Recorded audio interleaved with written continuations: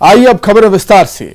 मशहूर गीतकार मनोज मुंतशिर के एक बयान पर सियासी घमासान मच गया है।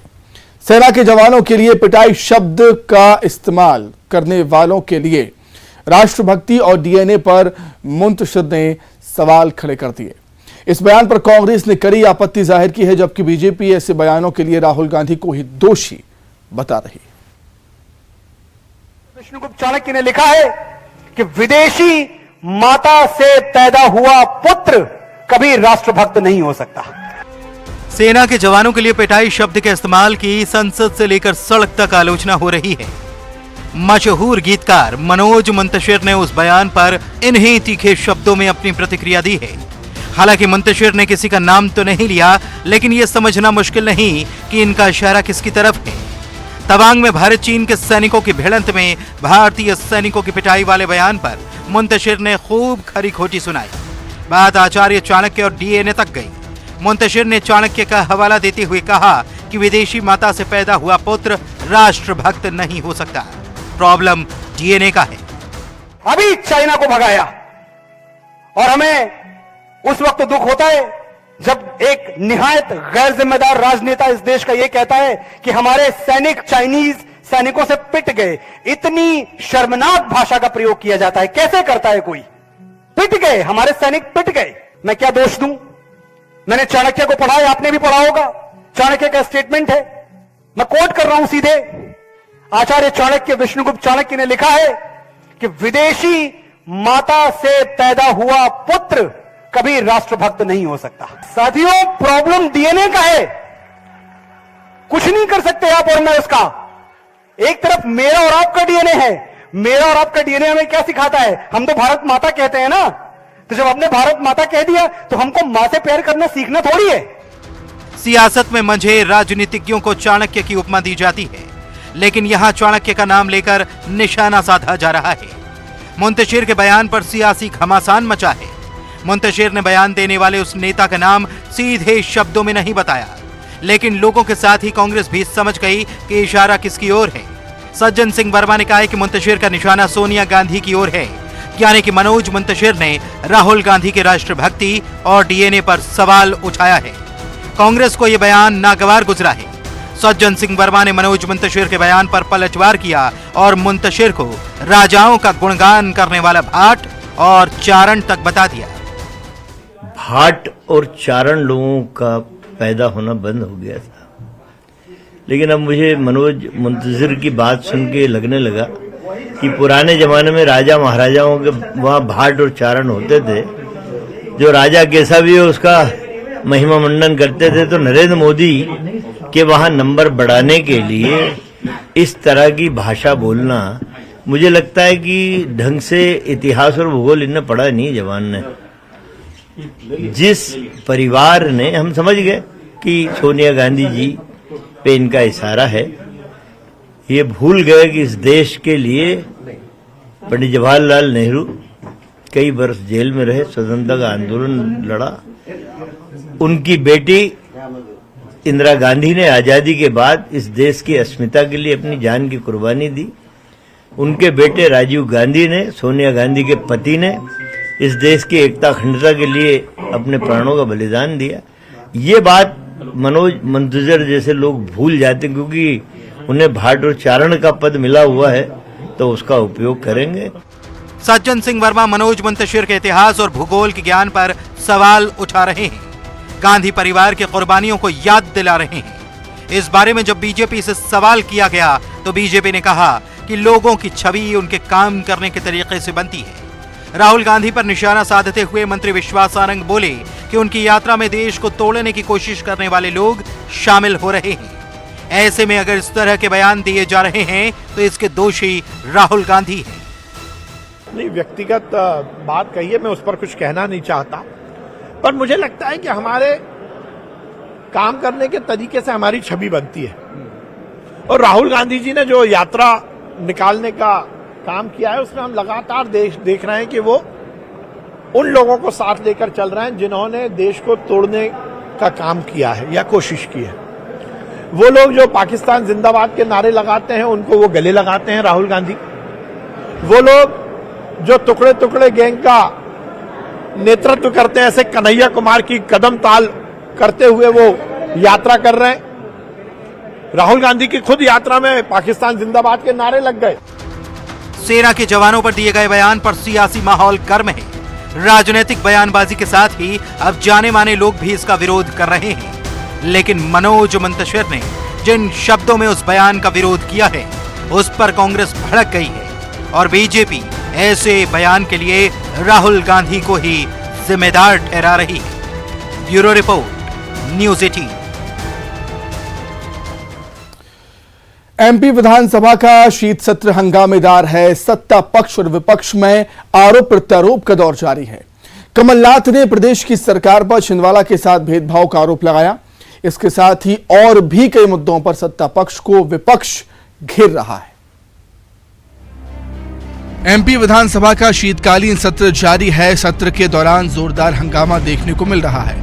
विपक्ष सत्ता पक्ष पर हमलावर है। सदन में हंगामे के बीच सत्ता पक्ष विपक्ष से सार्थक बहस की अपील कर रहा है, लेकिन विपक्ष सरकार पर लगातार आरोप लगा रहा है। पूर्व सीएम कमलनाथ ने भी सरकार को घेरा। कमलनाथ ने सरकार पर छिंदवाड़ा के साथ भेदभाव का आरोप लगाया। साथ भेदभाव है। मैंने तो कल शिवराज सिंह जी से भी कहा था कि छिंदवाड़ा के साथ बहुत भेदभाव हो रहा है। मैंने उनसे ये बात कही थी।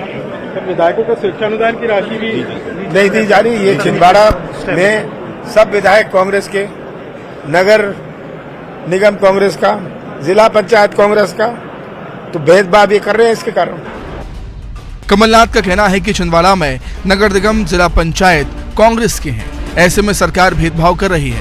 कांग्रेस सत्र के दौरान अविश्वास प्रस्ताव लाने की तैयारी में भी है। पूर्व मंत्री कमलेश्वर पटेल ने कहा कि विपक्ष की भावनाओं के तहत अविश्वास प्रस्ताव को चर्चा के लिए स्वीकार किया गया है। कल की कार्यसूची में माननीय अध्यक्ष जी ने बोला है कि अविश्वास प्रस्ताव चर्चा के लिए शामिल करेंगे। अच्छी बात है, माननीय अध्यक्ष जी ने प्रतिपक्ष के नेता और प्रतिपक्ष के साथियों की भावना को समझा, प्रदेश की जनता की भावना को समझा। अब ये जरूर है कि सार्थक चर्चा हो और सरकार अपनी कमियों को सुधार करे। जो चर्चा हो, ऐसा नहीं कि जैसा कि पहले देखने में आया है, जब कोई चर्चा होती है, कोई विषय सदन में लाया जाता है, तो पिछले कार्यकाल का उदाहरण देके क्रिटिसाइज करते हैं, विपक्ष के साथियों के ऊपर आरोप लगाते हैं। ये हम समझते हैं कि सत्ता में बैठे हुए लोगों को शोभा नहीं देता है। इसके बजाय अपनी कमियों में सुधार करें और जो प्रदेश की जनता के साथ अन्याय अत्याचार हो रहा है उसमें सजगता से काम करें। विधानसभा में बिजली बिल वसूली का मुद्दा भी गूंजा। ध्यान आकर्षण के जरिए पूर्व मंत्री और कांग्रेस के विधायक पीसी शर्मा ने मुद्दा उठाया। कांग्रेस विधायक फुंदेलाल मार्को तो बिजली बिलों का बना हुआ एप्रेन पहनकर विधानसभा पहुंच गए। विधायक ने पुष्पराजगढ़ में आदिवासियों को दिए जा रहे बिलों पर नाराजगी जाहिर की और हजारों का बिल दिए जाने का आरोप लगाया। जब कमलनाथ जी की सरकार थी तो 100 यूनिट 100 रुपए आता था। 100, 200, 400 से ज्यादा बिल नहीं आते थे। आज ये मेरे पास बिल हैं, ये कोई 15,000 है, कोई 20,000, 25,000। क्षेत्र के रमना नंबर 1 जो हमारा गांव है, वहाँ महामहिम राष्ट्रपति महोदय द्वारा पोषित बैगा जनजाति के लोग वहाँ निवासरत हैं। उनके घरों में कोई मीटर नहीं, कोई बिजली नहीं और इतने मतलब 5-5 हजार रुपए के 2,991 की बिजली के बिल फर्जी और उनसे वसूले जा रहे हैं। साहब, ये सरकार जिस तरीके से आदिवासी समाज के साथ छलवा कर रही है और बिना बिजली, बिना मीटर और उसके प्रकाश के और इतने राशियां आदिवासी जनजाति समाज के साथ वसूले जा रहे हैं। वहीं फर्जी बिल को ऊर्जा मंत्री ने गलत बताया है। उनका कहना था कि विभाग को ऐसे बिल दिए जाने चाहिए ताकि कार्रवाई हो। ऊर्जा मंत्री ने फर्जी बिल को लेकर कांग्रेस पर सियासी स्टंट करने के आरोप भी लगाए। मैंने सामने वाले मित्रों से कहा, अगर फर्जी बिलों की कोई शिकायत है तो उसकी शिकायत दो, उस पर हम जांच कराएंगे। अगर कोई दोषी होगा तो उनके खिलाफ कार्रवाई करेंगे। पर मुझे बहुत कष्ट है, पीड़ा है। बात तो आपने की, पर अगर कोई फर्जी बिल आया है तो उसकी शिकायत करने का साहस आपने नहीं किया। आपको उन फर्जी बिल दो। मैं फिर कह रहा हूं, सम्मानीय सदस्य को दें, मैं उसकी जांच कराऊंगा। अगर जांच में फर्जी बिलों में आदिवासियों के साथ कोई अन्याय हुआ होगा तो मैं उन दोषी अधिकारियों के खिलाफ कार्रवाई भी करूंगा। बिल तो संशोधित करूंगा ही, होंगे ही, कानून और नियम से चलती है सरकार, परंतु सिर्फ राजनीतिक लाभ के लिए सदन को गुमराह करना, सिर्फ राजनीतिक स्टैंड बनाना, ये बड़ा दुर्भाग्यपूर्ण निर्णय है। इसकी मैं निंदा करता हूं। वहीं पुरानी पेंशन बहाली को लेकर पीसी शर्मा के सवाल पर वित्त मंत्री ने लिखित जवाब दिया। उनके मुताबिक सरकार के पास पेंशन देने का कोई प्रस्ताव नहीं है।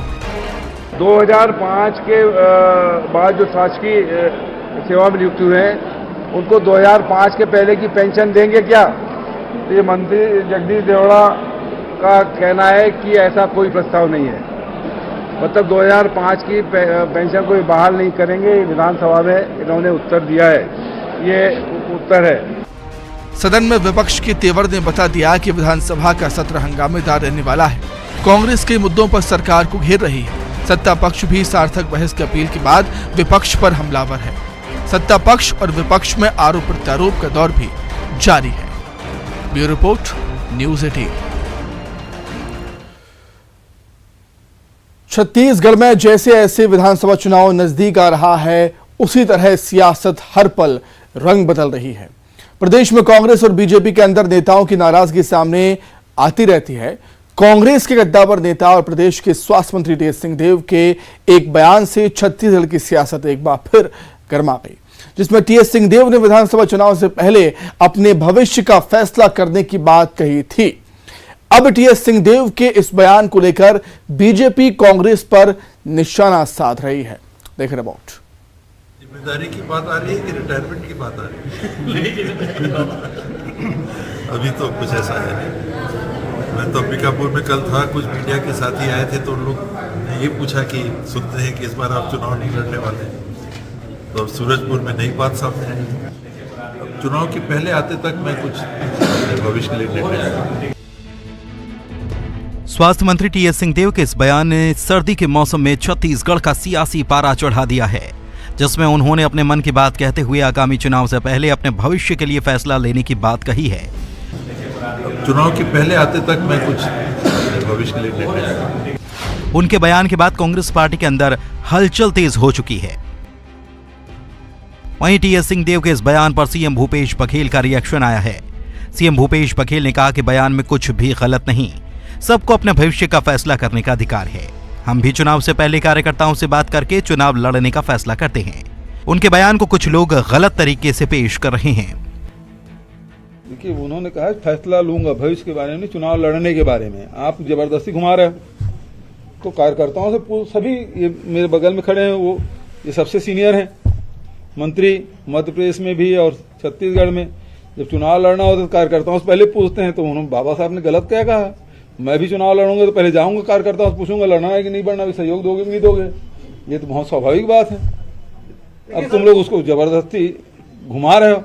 लेकिन इस पर नारायण चंदेल जी कहा कि अकेला चलो की नीति चल रही है आपके लिए, इसलिए वो इस्तीफा भी दे दिया पंचायत विभाग से। अच्छा, नारायण चंदेल जी को बयान देने का मौका मिल गया क्या? चलो, अच्छा है। टीएस सिंहदेव के बयान को लेकर बीजेपी कांग्रेस पर हमलावर हो चुकी है। नेता प्रतिपक्ष नारायण चंदेल ने बयान पर तंज कसा और कहा, टीएस सिंहदेव ने दुखी होकर सरकार के खिलाफ बयान दिया। यह इस बात का संकेत है कि छत्तीसगढ़ में एकला चलो की नीति चल रही है।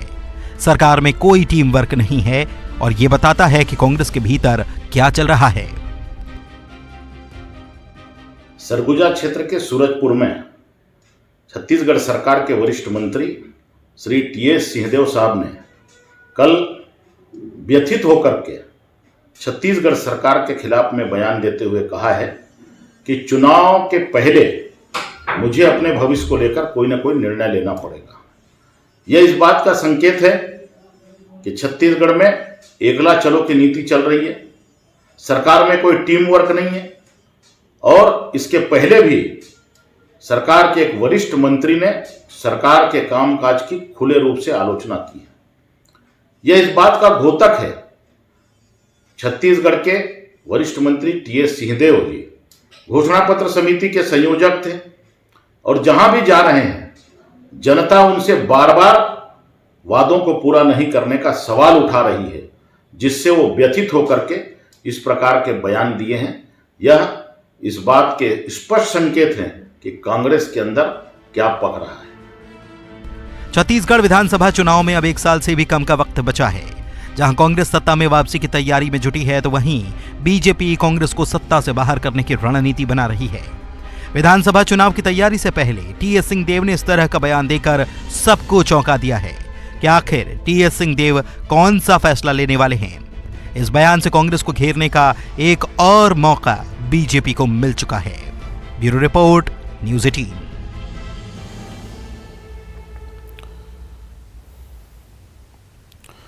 कांग्रेस के राष्ट्रीय अध्यक्ष मल्लिकार्जुन खड़गे के बयान पर सियासी घमासान मच गया है।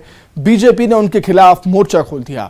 राज्यसभा में खड़गे के बयान पर जोरदार हंगामा हुआ। बीजेपी ने खड़गे से अपने बयान पर माफी की मांग की, तो वहीं कांग्रेस ने इस बयान का समर्थन किया है। साथ ही खड़गे भी अपने बयान पर कायम रहने की बात कह रहे हैं। मल्लिकार्जुन खड़गे की आरएसएस पर की गई टिप्पणी को लेकर बीजेपी ने उनके खिलाफ मोर्चा खोल दिया है। एमपी के गृह मंत्री नरोत्तम मिश्रा ने विवादित बयान को लेकर कांग्रेस अध्यक्ष पर निशाना साधा और खड़गे के इस बयान की निंदा की। साथ ही कहा कि पश्चिम बंगाल, केरल, त्रिपुरा में सैकड़ों आरएसएस के कार्यकर्ताओं ने मातृभूमि की रक्षा के लिए प्राण न्यौछावर किए हैं। वहीं केंद्रीय मंत्री प्रहलाद पटेल ने कांग्रेस पर पलटवार करते हुए कहा कि कांग्रेस में हताशा है और उसके नेता हताशा में ऐसा बयान दे रहे हैं। इस बयान के लिए कांग्रेस अध्यक्ष को माफी मांगनी चाहिए। बड़ा निंदनीय बयान है उनका, उसकी जितनी निंदा की जाए कम है।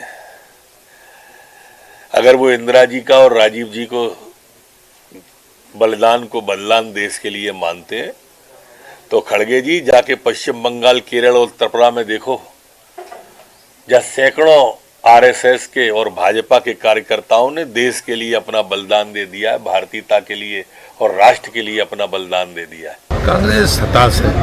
उनका राष्ट्रीय अध्यक्ष निम्न भाषा का प्रयोग कर रहा है, इसका मतलब है हताशा चरम सीमा पर है। और मुझे लगता है कि इस बात के लिए उन्हें माफी मांगनी चाहिए। मुझे इस बात का जरूर आश्चर्य है कि उतना लंबा राजनीतिक जीवन है, इतिहास की समझ भी उनको नहीं है। इस बात से साबित होता है डॉक्टर मुखर्जी का पहला बलिदान है देश की एकता के लिए, और शायद डॉक्टर मुखर्जी से अगर वो परिचित नहीं है तो फिर उनका वैचारिक दिवालियापन है। मुझे हर कीमत पर माफी मांगनी चाहिए देश से। दूसरी तरफ नेता प्रतिपक्ष डॉक्टर गोविंद सिंह ने कांग्रेस अध्यक्ष के बयान का समर्थन किया।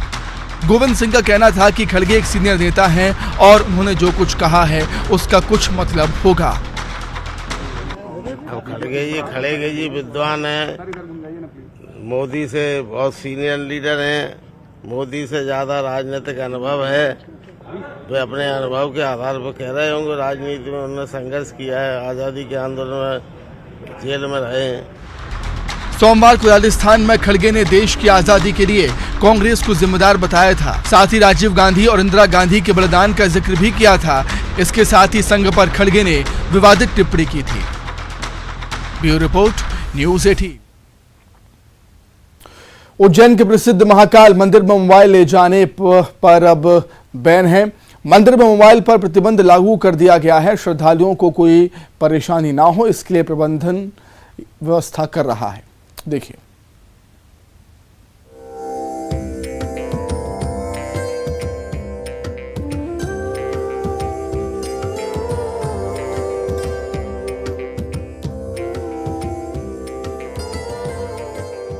उज्जैन में महाकालेश्वर मंदिर में कई बार सेल्फी और रील्स बनाने को लेकर हुए विवाद के बाद अब मंदिर परिसर में मोबाइल पर पाबंदी लगा दी गई है। मंदिर के 3 प्रवेश द्वारों, मानसरोवर प्रशासनिक कार्यालय के सामने और गेट नंबर 4 पर क्लॉक रूम बनाए गए हैं, जिसमें मोबाइल रखने के बाद ही श्रद्धालुओं को मंदिर में प्रवेश मिलेगा। मोबाइल रखने की व्यवस्था भी हाईटेक की गई है। श्रद्धालु के लिए बारकोड जारी होगा। इसके जरिए जिस श्रद्धालु ने मोबाइल रखा है उसी को मोबाइल वापस किया जाएगा। श्रद्धालु इसे अच्छी पहल बता रहे हैं। करके बहुत अच्छा निर्णय लिया गया। पहले भी आया था, पहले मेरा भी ध्यान मोबाइल में था, फिर मेरी चेकिंग हुई तो यहाँ पे मोबाइल ले लिया गया। मोबाइल लेने के बाद मैं पूर्णतः अच्छे तरीके से दर्शन कर पाया हूँ। ये बहुत अच्छा एक्सपीरियंस है। मुझे बहुत अच्छा लगा। महाकालेश्वर के मंदिर में पहली बार आई थी। मैं उज्जैन पहली बार आई थी और मोबाइल उन्होंने नहीं लिया। अच्छा किया, क्योंकि मंदिर आए, मंदिर में श्रद्धालु होने चाहिए, ना ही रील्स बननी चाहिए। महाकाल मंदिर में मोबाइल पर प्रतिबंध लागू कर दिया गया है, लेकिन श्रद्धालुओं को भस्म आरती में मोबाइल ले जाने की छूट मिलेगी। भस्म आरती के लिए श्रद्धालु जब बुकिंग कराते हैं तो उस बुकिंग का मैसेज मोबाइल पर आता है, जिसे दिखाकर श्रद्धालु भस्म आरती में जा सकते हैं। ऐसे में भस्म आरती में मोबाइल ले जाने पर कोई रोक नहीं है। मेरा से मोबाइल वैसे बुलवाना कोई सही डिसीजन तो है नहीं, क्योंकि आप भगवान से मिलने आए हैं और भगवान से मिलने के लिए आपको मोबाइल की आवश्यकता नहीं है। आपका मन साफ होना चाहिए, आपका मन पवित्र होना चाहिए और उसके लिए फोन जरूरी नहीं है। और मेरे से बहुत अच्छा डिसीजन था इनका, ये मंदिर की योजनाओं का, कि मोबाइल ले आना गलत चीज। मंदिर में मोबाइल जमा करने और वापस लेने में श्रद्धालुओं को कोई परेशानी ना हो, इसके लिए खास प्रबंध किए गए हैं। इस फैसले की सराहना की जा रही है। भक्त सुविधा के साथ बाबा महाकाल के दर्शन कर पाएंगे। अजय पटवार, न्यूज़ 18 उज्जैन। चलिए बात करेंगे कोरोना की। कोरोना ने एक बार फिर से रफ्तार पकड़ी है। केंद्र सरकार ने अलर्ट जारी किया है। कोविड-19 के बढ़ते मामलों के बीच स्वास्थ्य सचिव ने चिट्ठी लिखी है राज्यों को पूर्व में जारी गाइडलाइंस का पालन करने की सलाह दी गई है। ट्रिपल टी टेस्ट, ट्रैक और ट्रीट की नीति अपनाने की सलाह दी गई है। नए वेरिएंट को लेकर जानकारी साझा की जाएगी राज्यों को। जापान, यूएस, कोरिया, ब्राजील और चीन में कोरोना तेजी से एक बार फिर से बढ़ने लगा है।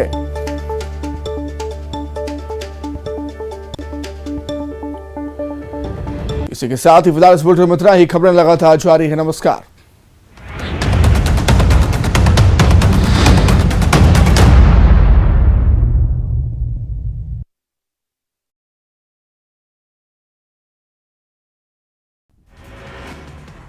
गोधन न्याय योजना के